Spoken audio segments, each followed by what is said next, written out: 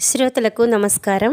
ఇప్పుడు నేను 'treasure island' English నవల యొక్క తెలుగు అనువాదం 'కాంచన ద్వీపం' మూడో భాగం చదివి వినిపించబోతున్నాను.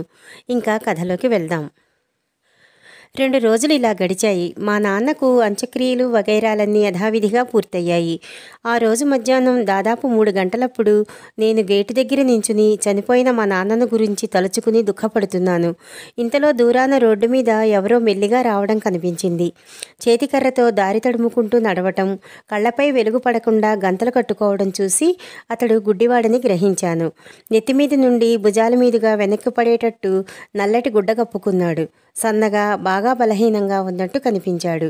మరీ చంటి పిల్లలు చూస్తే జడుచుకునేటట్టు ఉన్నాడు. హోటల్ సమీపించగానే ఆగి గొంతెత్తి అడిగాడు, గుడ్డివాణ్ణి బాబు, దేశం కోసం యుద్ధాల్లో పోరాడి కళ్ళు పోగొట్టుకున్న కబోదిని నాయన. ఇక్కడెవరన్నా ధర్మాత్ములుంటే నేను నుంచున్నదెక్కడో చెప్పండి బాబు. అడ్మిరల్ బెన్బౌ ముందున్నావు అబ్బి అన్నాను నేను. చిట్టిబాబు ఎవరో మాట్లాడుతున్నారు.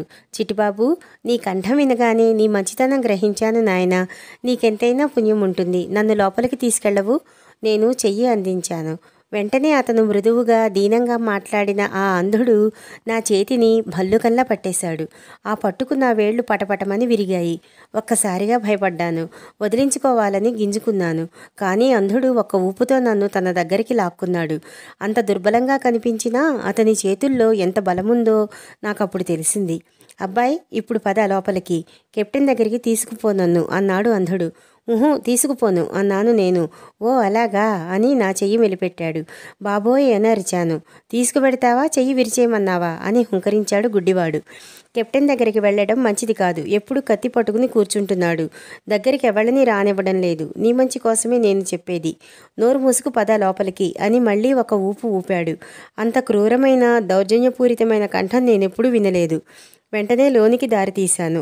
హాల్లో కూర్చున్నాడు కెప్టెన్. పక్కనే బల్ల మీద రమ్ము సీసా ఉన్నది. నిషాతో కళ్ళు తేలిపోతున్నాయి. అంధుడు ఉక్కులాంటి పిడికిలతో నన్ను పట్టుకుని రహస్యంగా చెప్పాడు, నన్ను సరాసరి కెప్టెన్ దగ్గరికి తీసుకుపో. దగ్గరికి వెళ్ళగానే నీ స్నేహితుడు వచ్చాడు బిల్ అను. అలా అనకపోతే ఏం చేస్తానో తెలుసా అంటూ మళ్ళీ చెయ్యి మెలిపెట్టాడు. ఆ బాధకు మూర్ఛ వచ్చినంత పనైంది నాకు. మారుమాట లేకుండా అంధుడు చెప్పినట్టే చేశాను. అతడు చెప్పమన్న మాటలు చెప్పాను. పాపం కెప్టెన్ ఆ మాటలు వినగానే తలెత్తి చూశాడు. అంధుణ్ణి గుర్తించగానే రమ్ము నిషా అంతా దిగిపోయింది. అతన్ని చూస్తే భయపడటానికి కూడా ఓపిక లేనట్టు తోచింది. లేవబోయాడు. బిల్, ఎలా కూర్చున్నావో అలాగే కూర్చో, కదలకు. నేను చూడలేకపోయినా వినగలను. 10 గజాల దూరంలో సూది కింద పడినా నాకు వినిపిస్తుంది. నీకు తెలుసుగా నా సంగతి. వ్యవహారం దగ్గర నాకు మొహమాటం లేదు. నీ కుడి చెయ్యి చాపు. అబ్బాయి, అతని కుడి చెయ్యి నా దగ్గరగా తీసుకురా. తొందరగా. మేమిద్దరం అంధుని ఆజ్ఞను శిరసా వహించాము. కెప్టెన్ ప్రాణం లేని మట్టి బొమ్మలాగా నిశ్చేతనుడైపోయాడు. అంధుడు కెప్టెన్ చేతిలో ఏదో పెట్టాడు. కెప్టెన్ వెంటనే గుప్పిలి మూసుకున్నాడు. పనైపోయింది, వెళ్ళిపోతున్నాను అంటూ హఠాత్తుగా నన్ను వదిలేశాడు. వెనక్కి తిరిగి ఒక్క అడుగు కూడా తడబడకుండా హాలు దాటి, వాకిలి దాటి, గేటు తెరుచుకుని చకచకా రోడ్డు మీదకి వెళ్ళిపోయాడు. ఒక్కసారి లోపలికి వచ్చినంత మాత్రాన అతడు ఎవరి సహాయం లేకుండా దారంతా ఎలా గుర్తుంచుకుని తిరిగి వెళ్ళిపోగలిగాడో నాకు అర్థం కాలేదు. అసలు నా కళ్ళను నేనే నమ్మలేకపోయానంటే నమ్మండి. అంధుడు రోడ్డు మీద దూరాన మలుపు తిరిగే వరకు మాకు అతని కర్ర చప్పుడు వినిపిస్తూనే ఉంది. ఆ చప్పుడు దూరమైపోయాక గానీ నాకు కెప్టెన్కు తెలివి రాలేదు. వెంటనే కెప్టెన్ చెయ్యి వదిలేశాను. అతను గుప్పిలి తెరిచి చూశాడు. రాత్రి 10 గంటలకి, ఇంకా 6 గంటలుంది టైము. ఈలోగా పారిపోగలము. పారిపోగలను, నేనా వీళ్లకు దొరికేది అంటూ కుర్చీలోంచి లేచాడు. లేస్తూనే అటూ ఇటూ తూలాడు. 2 చేతులతో తన మెడ పట్టుకుని ఒక క్షణం ఊగులాడుతూ నించున్నాడు. ఒక వెర్రికేక వేసి ధన్మని నిలువునా బోర్లా పడ్డాడు. అమ్మా అమ్మా అని కేకేస్తూ నేను కెప్టెన్ వద్దకు పరిగెత్తాను. కానీ ఒళ్ళు పట్టుకుని చూసేసరికి ప్రాణం పోయింది. నేల మీద పడుతూనే ప్రాణం వదిలినట్టున్నాడు. అతనంటే నాకు ఇష్టం కానీ జాలి కానీ ఎప్పుడూ లేదు. కానీ అతడు చనిపోగానే అప్రయత్నంగా నాకు ఏడుపు వచ్చింది. మా నాన్న చనిపోయిన దుఃఖం ఇంకా నాలో చల్లారనే లేదు. నాకు బుద్ధి తెలిసిన తరువాత నా కళ్ళారా చూసిన చావుల్లో ఇది రెండోది. మా అమ్మ నా కేకలు విని పరిగెత్తుకు రాగానే నేను నాకు తెలిసినదంతా టూకీగా చెప్పాను. అసలంతా ఇదివరకే ఆమెకు చెప్పి తగిన జాగ్రత్త పడి ఉండవలసింది. ఏమైతేనేం మేము పెద్ద ప్రమాద స్థితిలో చిక్కుకున్నట్టు ఇరువురం గ్రహించాము. కెప్టెన్ మాకు గది అద్దె, భోజనపు ఖర్చులు మొదలైన బాకీ చాలా ఇవ్వతేలాడు. ఇంకా కాసేపట్లో కెప్టెన్ స్నేహితులు మా హోటల్ మీద దాడి చేయనున్నారు. నల్ల కుక్కను, ఆ గుడ్డివాణ్ణి పరిచయం చేసుకున్నాను కనుక మిగతా సముద్రపు దొంగలు ఎలా ఉంటారో చూడకుండానే గ్రహించాను. వాళ్ళు మాకు న్యాయంగా రావాల్సింది మాకిచ్చి మిగిలిందే పట్టుకుపోతారని ఎలా ఆశించగలను? పోనీ డాక్టర్ లిన్సే ఇంటికి గుర్రం మీద వెళ్ళి పోలీసుల సహాయం తీసుకువద్దామా అంటే ఇంట్లో మా అమ్మ ఒక్కతను నిస్సహాయంగా వదిలి వెళ్ళినట్టు అవుతుంది. అసలు మా ఇద్దరిలో ఒక్కరం కూడా ఆ ఇంట్లో ఉండటం మంచిది కాదని తోచింది. గడియారపు టిక్ టిక్ శబ్దం కూడా మమ్మల్ని భయపెడుతోంది. రోడ్డు మీద మనుషుల అలికిడి అవుతున్నట్టు, హాల్లో కెప్టెన్ శవం తాలూకు దెయ్యం ఎగురుతున్నట్టు తోచి మా అమ్మ, నేను ఒకరినొకరం అంటుపెట్టుకునే తిరిగాము. వెంటనే ఏదో చెయ్యాలని నిశ్చయించి బయటకు వచ్చాము. మా హోటల్కు గ్రామానికి 2-3 ఫర్లాంగుల కంటే ఎక్కువ దూరం లేదు. అక్కడికి వెళ్ళి కొందరు మనుషులను సహాయం తీసుకుని రావాలనుకున్నాము. వెంటనే గ్రామం కేసి బయలుదేరాము. నాకు ధైర్యం కలిగించిన విషయం ఏమంటే గుడ్డివాడు ఆ వేళ వచ్చింది గ్రామం ఉన్న దిశ నుంచి కాదు, దానికి ఎదుటివైపు నుంచి. అందుచేత గ్రామానికి వెళ్లే దారి నిరపాయమైందే కదా. ఆ ధైర్యంతో గబగబా నడిచి పరిగెత్తి ఎలాగైతేనే కొన్ని నిమిషాల్లో గ్రామానికి చేరుకున్నాం. అప్పటికి నలువైపులా సంజ చీకట్లు అలుముకున్నాయి. కానీ గ్రామస్తుల్లో ఒక్కరు కూడా మాకు సహాయం రావటానికి అంగీకరించలేదు. మమ్మల్ని ఎదుర్కొన్న అపాయాలను గూర్చి చెప్పిన కొద్దీ ఆబాలగోపాలం హడిలిపోయి జారుకునేవారే కానీ ధైర్యం చెప్పిన వారు లేరు. కెప్టెన్ ప్లింట్ పేరు నాకు కొత్తదైనప్పటికీ గ్రామస్తుల్లో చాలామందికి పరిచితమైనదే. దేశ దేశాలను హడలెత్తించిన సముద్రపు దొంగట ఆ కెప్టెన్ ప్లింట్. అటువంటి వాడి శిష్యులు మా అడ్మిరల్ బెన్బౌ మీదకి ఈ రాత్రి దండెత్తనున్నారని తెలిసి ఇక ముందడుగు వేసే మగాడేడి? మా అమ్మ ఒక చిన్న గంభీరోపన్యాసం ఇచ్చింది. మీరెవరూ రాకపోతే నేను జిమ్ము కలిసి వెడతాం. తండ్రి లేని బిడ్డ కదా, వాడికి రావలసిన డబ్బు రాకుండా నేనెలా ఊరుకుంటాను? మేము వెనక్కి వెడతాం. మీకందరికీ ఇవిగో 1000 నమస్కారాలు. ఛీ, ఇంత పిరికి వాళ్ళని అనుకోలేదు. ఆ పెట్టెను బద్దలుగొట్టి అయినా సరే మాకు రావలసిన డబ్బు మేము తీసుకుంటాం. నేను మా అమ్మ వచ్చిన దారే పట్టాం. వద్దు వద్దని అందరూ అడ్డం వచ్చేవారే కానీ సాయం వస్తామన్నవారు ఒకరూ లేరు. కానీ ఒక సహాయం మాత్రం చేశారు. తూటాలు నింపిన పిస్టల్ ఒకదాన్ని నా చేతికిచ్చారు, అపాయం వస్తే పనికొస్తుందని. సగం దారిలో గుర్రాలను రెడీగా ఉంచుతామని, డాక్టర్ గారింటి నుంచి సహాయం తీసుకొచ్చేందుకు ఒక మనిషిని పంపుతామని వాగ్దానం కూడా చేశారు. చలితోనూ భయంతోనూ గజగజ వణుకుతూ నడిచాము. మా దురదృష్టం కొద్దీ ఆ రోజు పూర్ణిమ కూడాను. దూరాన కొండల చాటు నుంచి నిండు చంద్రుడు తొంగి చూస్తున్నాడు. మేము గ్రామానికి తిరిగి వెళ్ళేటప్పుడు పుచ్చపువ్వుల్లాంటి వెన్నెల్లోనే వెళ్ళవలసి వస్తుందని మరీ భయపడ్డాం. రోడ్డు పక్కగా చెట్ల నీడల్లో నడిచి చివరకు మా హోటల్ చేరుకున్నాము. సింహద్వారం గట్టిగా బంద్ చేశాను. కిటికీలు కూడా భద్రంగా మూశాను. లోపలంతా కటిక చీకటి. చీకట్లోనే తడుములాడి మా అమ్మ కొవ్వొత్తి దీపం వెలిగించింది. కెప్టెన్ శవం ముందు మేము వదిలిపెట్టి వెళ్ళినప్పుడు ఎలా ఉందో అలాగే ఉంది. ఒకళ్ళ చేతులు ఒకళ్ళం పట్టుకుని హాల్లో అడుగుపెట్టాం. తాళం చెవులు ఎలా వస్తాయి అంది మా అమ్మ శవం కేసి భయంగా చూస్తూ. నేను శవం పక్కన మోకాళ్ల మీద వంగాను. కెప్టెన్ చేతిలో గుడ్డివాడు పెట్టిన గుండ్రని కాగితం ముక్క ఇంకా అలాగే ఉంది. నల్ల చుక్క అంటే అదే అయి ఉంటుందనుకున్నాను. ఒక పక్కన అంతా నల్లగా ఉంది, రెండో పక్కన రాత్రి 10 గంటల వరకు గడువు అని చక్కటి దస్తూరిలో దొంగల సందేశం రాయబడి ఉంది. అమ్మా, 10 గంటల దాకా పర్వాలేదే అన్నాను. అదే క్షణంలో మా గోడ గడియారం టంగు టంగున గంటలు కొట్టనారంభించింది. ఆ హఠాత్ శబ్దానికి మా ప్రాణాలు పైనే ఎగిరిపోయాయి. గడియారం 6 గంటలే కొట్టినందుకు మళ్ళీ ధైర్యం తెచ్చుకున్నాం. త్వరగా తీయి తాళం చెవులు అంది మా అమ్మ. ఒకటి తర్వాత ఒకటిగా జేబులన్నీ వెతికాను. కొన్ని వెండి నాణేలు, సూది, దారం, పొగాకు, చాకు, చిన్న దిక్సూచి మొదలైన అనవసరపు వస్తువులెన్నో బయటపడ్డాయి. కానీ తాళం చెవులు దొరకలేదు. మెడకి కట్టుకున్నాడేమో చూడు అని సలహా ఇచ్చింది మా అమ్మ. భయం, అనుమానాలు అన్నీ దిగమింగి ధైర్యం తెచ్చుకుని అతని చొక్కా గుండీలు విప్పాను. మెడ నుంచి దారంతో వేళ్లాడుతూ తాళం చెవి కనపడింది. దారాన్ని అతని చాకుతోనే కోసివేశాను. అది పుచ్చుకుని ఇద్దరం మేడ మీద ఇంతకాలం అతడు నివసించిన గదిలోకి పరిగెత్తాం. కెప్టెన్ పెట్టె మంచం కిందనే ఉంది. మూత మీద బి అనే అక్షరం చెక్కబడి ఉంది. పెట్టె బాగా తుప్పుపట్టి సొట్టలు పోయి ఉంది. తాళం చెవి తీసుకుని మా అమ్మ కొంత కష్టం మీద పెట్టె మూత తెరిచింది. తెరవగానే పొగాకు ఘాటు, తారు వాసన మమ్మల్ని ఉక్కిరిబిక్కిరి చేశాయి. ముందు కొన్ని కొత్త బట్టలు కనిపించాయి. వాటినెవ్వరూ ఇంతవరకు తొడుక్కోలేదని మా అమ్మ అంది.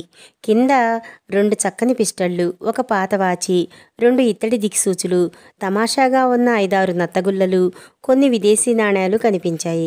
సముద్రాలపై ఓడలను దోచుకుంటూ, అమాయకులను హత్య చేస్తూ, క్రూరమైన నీచమైన జీవితం గడుపుతూ దేశాలు సంచరించే ఇతడు పిల్లలకు సహజమైన కుతూహలంతో నత్తగుల్లలను దాచుకోవడం నాకు ఆశ్చర్యం కలిగించింది. తెరచాప తాలూకు గుడ్డను తొలగించి ఇంకా అడుగున పరీక్షించాము. మైనం గుడ్డతో చుట్టిన ఒక పార్సిలు, ఒక చేతి సంచి కనిపించాయి. ఇవే పెట్టెలో మిగిలిన ఆఖరి వస్తువులు. సంచి ముట్టుకునేటప్పటికీ బంగారు నాణేలు గలగలమన్నాయి. ఈ దొంగ వెధవలకి నేనెంత నమ్మకస్తురాలినో చూపిస్తాను. మనకు రావలసిన దానికంటే ఒక్క ఫార్తింగ్ కూడా ఎక్కువ తీసుకోను అని మా అమ్మ సంచిలోని బంగారు నాణేలు లెక్కించసాగింది. ఆ నాణేలు ఒక దేశానివి కావు, ఒక విలువవి కావు, ఒక ఆకారానివి కావు. స్పెయిన్, ఫ్రాన్స్, ఇంగ్లాండ్, ఇటలీ అన్ని దేశాల నాణేలు రకరకాలవి కలగాపులగంగా ఉన్నాయి. ఇంగ్లీషు నాణేలైన గినీలు అంటే 21 షిల్లింగులు చాలా అరుదుగా ఉన్నాయి. వీటితోనే మా అమ్మ బాకీ మొత్తాన్ని వేరు చేయసాగింది. మిగిలినవేవి మాకు తెలియవాయెను. గినీలు వెతికి తీయడం చాలాసేపు పట్టింది. కొంతసేపటికి నేను హఠాత్తుగా ఆమె చెయ్యి పట్టుకుని ఆపాను. రోడ్డు మీద ఎక్కడో దూరాన పరిచితమైన ధ్వని అస్పష్టంగా వినిపించింది. అది గుడ్డివాడి చేతికర్ర. రోడ్డు మీద టక్ టక్ మంటున్న ధ్వని. నాకు గుండె ఆగిపోయినట్టయింది. క్రమంగా ఆ ధ్వని మా హోటల్ గేటును సమీపించింది. ఎవరో గేటు తెరిచారు. సింహద్వారాన్ని తట్టారు. తర్వాత కొంతసేపు నిశ్శబ్దం. మళ్లీ ధ్వని ప్రారంభమైంది. క్రమంగా దూరమై, అస్పష్టమై, చివరకు వినపడకుండా పోయింది. ఇంతసేపు ఊపిరి బిగబట్టి వింటూ కూర్చున్న మేము అమ్మయ్యా అని ఒక నిట్టూర్పు విడిచాము. అమ్మా, ఆ నాణాలన్నీ తీసుకుపోదాం. ఇలా ఆలస్యం చేస్తే అపాయం అన్నాను నేను. ఎందుకంటే గుడ్డివాడు తలుపులన్నీ మూసివేసి ఉండటం గమనించాడు. ఏ నిమిషానైనా మిగతా దొంగలందరినీ వెంటపెట్టుకు రాగలడు. అసలు తలుపులన్నీ మూసివేయడం ఎంత తెలివైన పనో అప్పుడు గ్రహించాను. కానీ మా అమ్మ ఎంత భయభ్రాంతురాలై ఉన్నా మాకు రావలసిన దానికంటే ఒక పిన్ని ఎక్కువ గాని తక్కువ గాని తీసుకోవడానికి ఇష్టపడలేదు. ఇంతలో దూరాన కొండల వైపు నుంచి సన్నని ఈలా వినిపించింది. అప్పటికి మా అమ్మ పట్టుదల సడలింది. సరేలే, దక్కినంతే దక్కింది అని మా అమ్మ లేచింది. నేను మైనంగుడ్డ పార్సిల్ తీసుకున్నాను.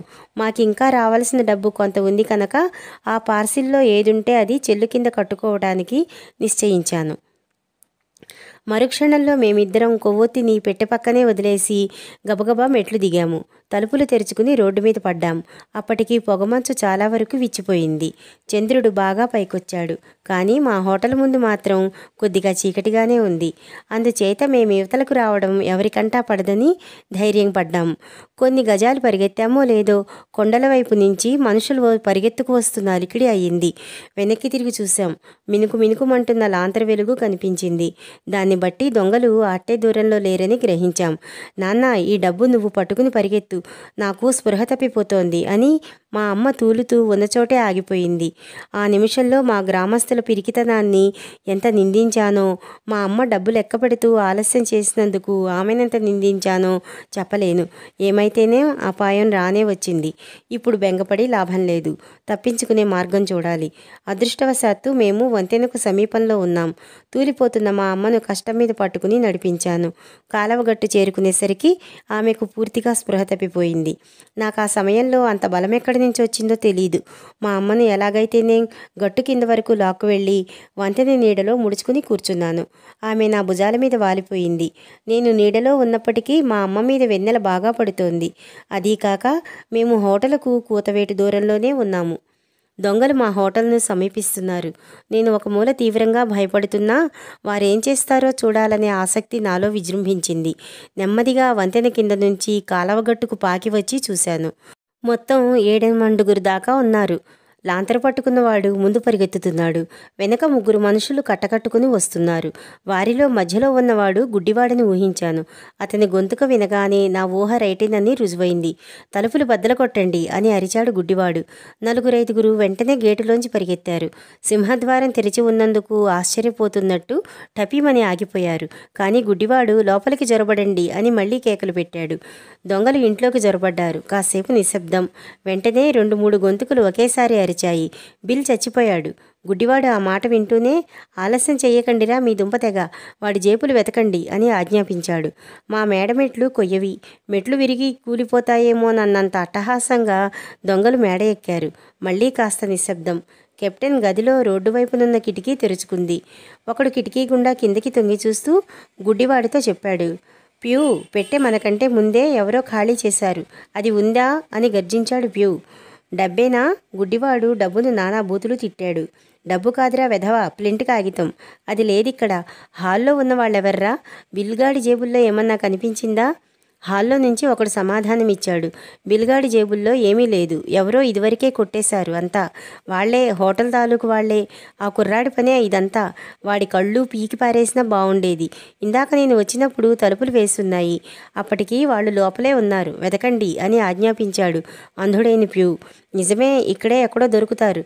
వాళ్ల కొవ్వొత్తి ఇంకా వెలుగుతూనే ఉంది అని మేడమీది కిటికీలోంచి ఒకడన్నాడు. ఇల్లంతా వెతకండి, ఆలస్యం చేయకండి అన్నాడు ప్యూ మళ్ళీ. వెంటనే దొంగలు ఇల్లంతా మా కోసం వెతకసాగారు. కుర్చీలు, బల్లలు, మంచాలు, గిన్నెలు, ప్లేట్లు అన్నీ తిరగదోశారు. తలుపులు బద్దలు కొట్టారు. ఆ ప్రదేశమంతా నిశ్శబ్దంగా ఉన్నందువలన వాళ్ళ కోలాహలం, వాళ్ళ కేకలు, మాటలు అన్నీ స్పష్టంగా వినిపిస్తున్నాయి.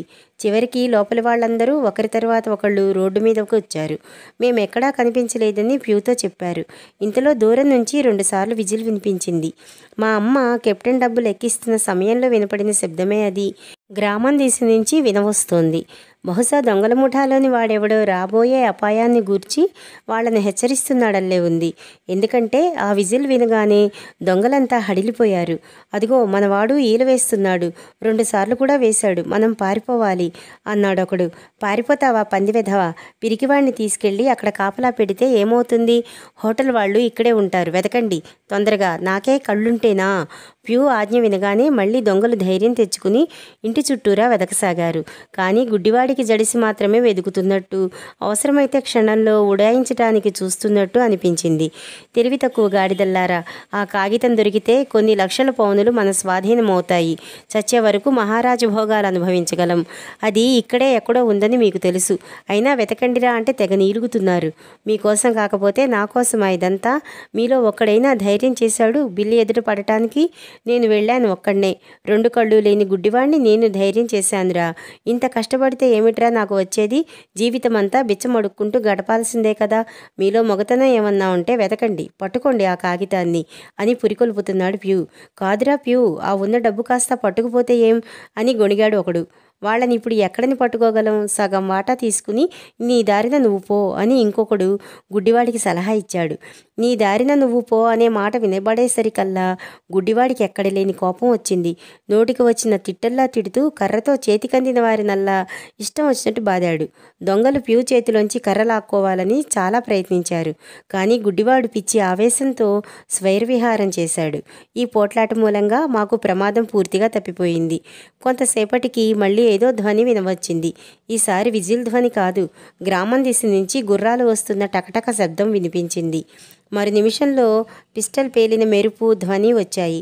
వెంటనే దొంగలు ఎక్కడ వాళ్ళక్కడ చెల్లా చెదిరైపోయారు. ఒకడు సముద్ర తీరం కేసి, మరొకడు కొండలకేసి, ఇలా తలో దిక్కుకు పారిపోయారు. ఒక్క ప్యూ తప్ప ఇంకెవరూ మా హోటల్ సమీపంలో లేరు. వాడి మీద కసి కొద్దీనో, లేక తమ ప్రాణాలు తాము రక్షించుకునేందుకో మొత్తానికి వాడి అతిగతి పట్టించుకోకుండా అంతా పారిపోయారు. వాడు భయావేశంలో తానెక్కడుంది, ఎటువైపు తిరిగి ఉంది కూడా అంతుపట్టక కర్రతో నేల తట్టుతూ తన స్నేహితులను పిలిచాడు. చివరికి పొరపాటున గ్రామం దిశగా బయలుదేరాడు. వంతెన కూడా దాటాడు. జానీ, నల్ల కుక్క, డర్క్, ఏమయ్యారా మీరంతా? నన్ను వదిలేసిపోయారా? గుడ్డివాణ్ణి, చిన్నప్పటి నుంచి మీతో తిరిగిన వాణ్ణి, నన్ను వదిలేసిపోయారా జానీ అంటూ ఇంకా కొన్ని అడుగులు ముందుకు నడిచాడు. గుర్రాల ధ్వనులు ఇంకా సమీపించాయి. 4-5 మనుషులు గుర్రాలను అతి వేగంగా పరిగెత్తిస్తూ వెన్నెల్లో కనిపించారు. ప్యూ తన పొరపాటు గ్రహించాడు. ఒక్క వెర్రికేక వేసి వెనక్కు తిరిగాడు. తూలుతూ పరిగెత్తడంలో రోడ్డు పక్కనున్న గోతిలో పడ్డాడు. మళ్ళీ లేచి ప్రదక్షిణాలు చేసి చివరికి పరిగెత్తుకొస్తున్న 4 గుర్రాలకు అభిముఖంగా పరిగెత్తసాగాడు. అన్నిటికంటే ముందున్న గుర్రం మీద మనిషి ప్యూని రక్షించడానికి ప్రయత్నించాడు. కానీ కళ్ళెం ఎంత లాగినా రోడ్డు వాలుగా ఉండటం చేత గుర్రం వేగాన్ని ఆపుకోలేకపోయింది. మొదటి గుర్రం ప్యూను ఒక్క తాపుతో 4 గజాల అవతలకు గెంటివేసింది. తర్వాత గుర్రాలు అతన్ని హోనంగా తొక్కివేస్తూ ముందుకు పోయి ఆగాయి. ప్యూ కాస్త కదిలి బోర్లగిల పడ్డాడు. మళ్ళీ కదల్లేదు. మంచినీళ్ళు అడగకుండా చచ్చిపోయాడు. నేను గట్టు మీద నుంచి రోడ్డు మీద కురికి సంతోషంతో ఎలుగెత్తి కేకవేశాను. అప్పటికి వాళ్ల గుర్రాలు దిగి వెనక్కి వస్తున్నారు. వాళ్లల్లో ఒకణ్ణి నేను గుర్తుపట్టాను. మా కబురు అందచేయటానికి డాక్టర్ లిన్సే ఇంటికి వెళ్ళిన మనిషే అతడు. మిగతా వాళ్ళు రెవెన్యూ అధికారులు. వాళ్లను అతడు దోవలో కలుసుకున్నాడు. డాక్టర్ ఇంటి వరకు వెళ్లడం అనవసరమని వాళ్ళని వెంట పెట్టుకుని తిరిగి వచ్చాడు. సూపర్వైజరు డాన్స్ ఏదో పని మీద మిగతా అధికారులతో మా గ్రామానికి వస్తున్నాడు. వారు సమయానికి రాకపోతే నేను మా అమ్మ ఏమైపోయేవాళ్ళమో. ప్యూ చనిపోయాడు. మా అమ్మ వంతెన నీడలో ఇంకా మూర్ఛపోయే ఉంది. ఆమెను గ్రామానికి చేర్చాము. కొంతసేపు ఉపచారాలు చెయ్యగా ఆమెకు తెలివి వచ్చింది. స్పృహ వచ్చి రాగానే మాకింకా రావాల్సిన బాకీని గురించే మాట్లాడడం మొదలుపెట్టింది. నేను సూపర్వైజర్తోనూ మిగతా అధికారులతోనూ కలిసి మా అడ్మిరల్ బెన్ బౌకు వెళ్ళాను. భూకంపంలో నాశనమైన ఇల్లు కూడా ఆ స్థితిలో ఉండదు. దొంగలు మా కోసం వెతుకుతూ నానా భీభత్సం చేశారు. ఆ వెతకడంలో ఆఖరికి గోడ గడియారం కూడా కిందకి లాగేశారు. అయితే మా వస్తువులేమీ పోలేదు.